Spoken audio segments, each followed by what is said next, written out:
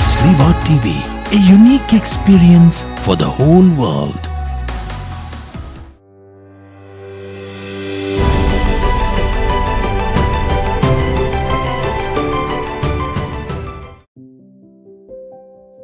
ഈശോ മിശിഹായ്ക്ക് സ്തുതിയായിരിക്കട്ടെ.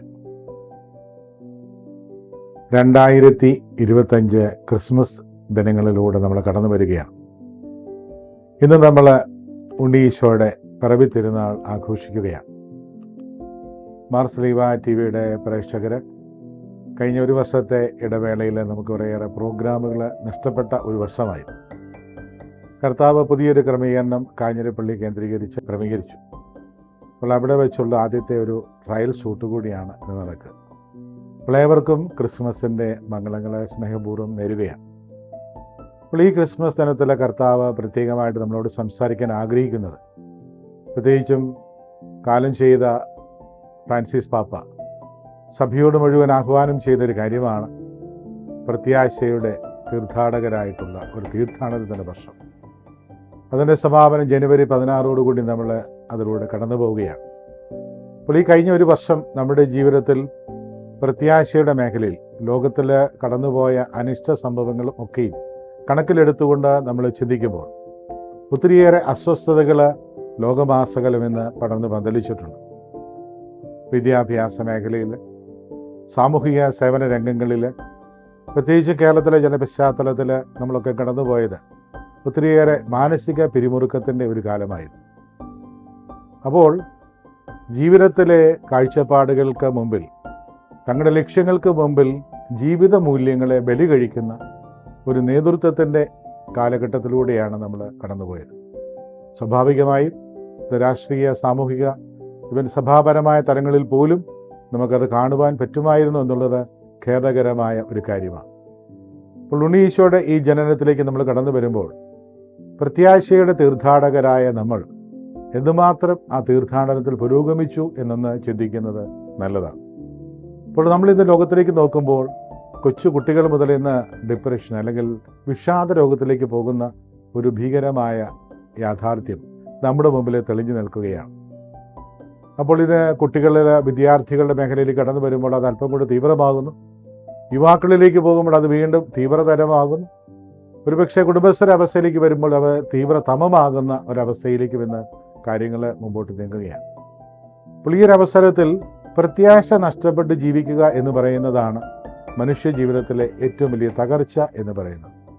അപ്പോൾ നമുക്ക് ജീവിതത്തോട് തന്നെ ഒരു ത്വര, ജീവിക്കുവാൻ വേണ്ടിയുള്ള കൊതി നമുക്ക് നഷ്ടപ്പെടും. അപ്പോൾ ഈ കൊതി നഷ്ടപ്പെടുമ്പോൾ നമ്മുടെ ജീവിതത്തിൽ ചെയ്യുന്നതെല്ലാം യാന്ത്രികമായി തീരുകയാണ്. അപ്പോൾ യാന്ത്രികത ഇന്ന് മനുഷ്യ ജീവിതത്തിൻ്റെ ഒരു പരിച്ഛേദമായി മാറിയിരിക്കുകയാണ്. കുടുംബങ്ങളിലും, നമ്മൾ സാമൂഹിക രംഗങ്ങളിലും, വിദ്യാഭ്യാസ മേഖലകളിലും, അതുപോലെ രാഷ്ട്രീയ സാമൂഹിക പ്രവർത്തന രംഗങ്ങളിലുമെല്ലാം ഈ മൂല്യച്യുതി ഇന്ന് നമ്മൾ വളരെയധികം സാരമായിട്ട് ബാധിക്കുന്നുണ്ട്. അപ്പോൾ ദൈവികമായ മേഖലകൾക്ക് എന്നും രാഷ്ട്രീയത്തിലുമൊക്കെ ഒരു പ്രാധാന്യം കൊടുത്തിരുന്നു. അപ്പോൾ ഇന്ന് നമ്മൾ കാണുന്നത് ഈ ഒരു ആത്മീയ മേഖല പോലും ഇന്ന് ഭൗതികവൽക്കരിക്കപ്പെടുന്ന ഒരു സ്ഥിതിവിശേഷത്തിലേക്ക് നമ്മൾ മാറിക്കൊണ്ടിരിക്കുകയാണ്.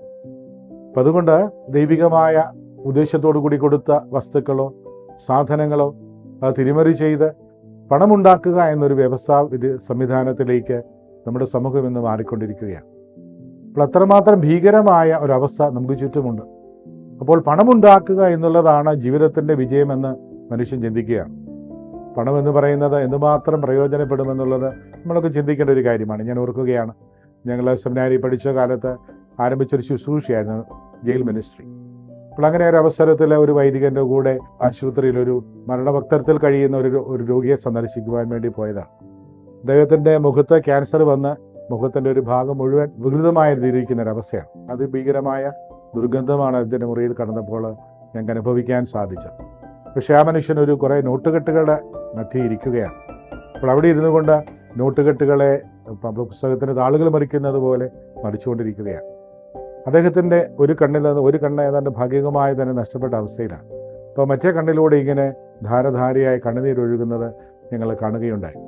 പിന്നീട് അദ്ദേഹത്തോട് സംസാരിച്ചപ്പോൾ അദ്ദേഹം പറഞ്ഞൊരു കാര്യം ഇതാണ്: ഞങ്ങളെ കുർബാന കൊടുക്കുവാൻ വേണ്ടി അവിടെ വന്ന ആ മകൻ സ്വന്തം പിതാവിൻ്റെ മുറിയിൽ പ്രവേശിച്ചിട്ട് ദിവസങ്ങളായി. അപ്പോൾ ഈ മകനെ കാണുവാൻ ഒത്തിരി കൊതിക്കുന്നുണ്ട് അപ്പൻ. അതുമാത്രമല്ല, അദ്ദേഹം ഒരു പോലീസ് ഉദ്യോഗസ്ഥനായിരുന്നു. തെറ്റായ വഴിയിലൂടെ ധാരാളം സമ്പാദിച്ചിട്ടുണ്ട്. പക്ഷെ തൻ്റെ ജീവിതത്തിൻ്റെ ഒരു അവസാന ഘട്ടത്തിൽ ഈ പണമൊന്നും ഒന്നിനും തികയുന്നില്ല എന്നുള്ള ആ ഒരു വലിയ സത്യം അദ്ദേഹം തിരിച്ചറിയുകയാണ്. ഇപ്പോൾ സ്വന്തം കുടുംബം പോലും നഷ്ടപ്പെട്ട ഒരവസ്ഥയിലാണ്. പ്രിയമുള്ള സഹോദരീ സഹോദരന്മാരെ, നമ്മളെന്ന് തിരിച്ചറിയേണ്ട ഒരു കാര്യമാണ്. ഇപ്പോൾ സമ്പത്ത് കൊണ്ടെല്ലാം ആയി എന്ന് ചിന്തിക്കുന്ന ഈ ലോകത്തിൽ സമ്പത്തൊന്നുമല്ല എന്നും മനുഷ്യൻ്റെ ഉപയോഗത്തിന് വേണ്ടിയുള്ള സംവിധാനം മാത്രമാണ് സമ്പത്തുമെന്ന് നമ്മൾ തിരിച്ചറിയുമ്പോൾ നമ്മുടെ സമീപനങ്ങൾക്ക്, നമ്മുടെ കാഴ്ചപ്പാടുകൾക്ക് മാറ്റമുണ്ടാകും. നമ്മുടെ സഹോദരനോട് സ്നേഹമസൃണമായി പെരുമാറുവാൻ, വേദനിക്കുന്ന സഹോദരനോട് ഒരു ആശ്വാസവാക്ക് പറയുവാൻ, ഒരു തലോടലിലൂടെയോ ഒരു നല്ല പുഞ്ചിരിയിലൂടെ അവരെ ആശ്വസിപ്പിക്കുവാൻ നമുക്ക് തീർച്ചയായിട്ടും സാധിക്കും. ഇന്ന് ഈ മേഖലയിലൊക്കെയും ഈ മനുഷ്യൻ്റെ മനസ്സിൽ ഇന്ന് ബാധിച്ചിരിക്കുന്ന വിഷാദഭാവം നമ്മളെയധികം സാരമായിട്ട് ബാധിക്കുന്നുണ്ട്. ഒരു ക്യാൻസർ പോലെ ഇന്നത് ലോകമാസകലം പടർന്നു പന്തലിക്കുകയാണ്. അതുകൊണ്ട് രാഷ്ട്രങ്ങൾ തമ്മിലുള്ള ബന്ധങ്ങളിലും ഈ ഉലച്ചിൽ ഇന്ന് അതിശക്തമായിട്ട് നേരിടുന്നുണ്ട്. നമ്മൾ പറയാറുണ്ട്, പുറംപല്ല് കൊണ്ട് ചിരിച്ചു കാണിക്കുക, അകമ്പല്ല് കൊണ്ട് ഞറുമുക.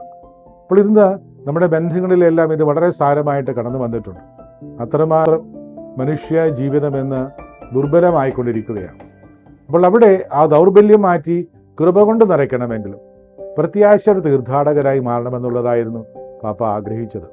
അപ്പോൾ തീർച്ചയായിട്ടും നമ്മുടെ ജീവിതത്തിലേക്ക് തിരിഞ്ഞു നോക്കുമ്പോൾ അതിൽ നമുക്ക് എന്തുമാത്രം പുരോഗതി പ്രാപിക്കുവാൻ സാധിച്ചു, അല്ലെങ്കിൽ ഈ ഒരു തീർത്ഥാടന വർഷത്തിന് സമാപനത്തിലേക്ക് കടക്കുമ്പോൾ നമ്മളോട് തന്നെ ചോദിക്കേണ്ട ഒരു ചോദ്യമാണ്, എൻ്റെ സഹോദരൻ, എൻ്റെ ജീവിത പങ്കാളി, എൻ്റെ അയൽക്കാർ, ഇപ്പോൾ എൻ്റെ ബന്ധങ്ങൾ, അപ്പോൾ ഇവിടെയെല്ലാം എത്രമാത്രം പ്രത്യാശ കൊടുക്കുവാൻ നമുക്ക് സാധിച്ചു.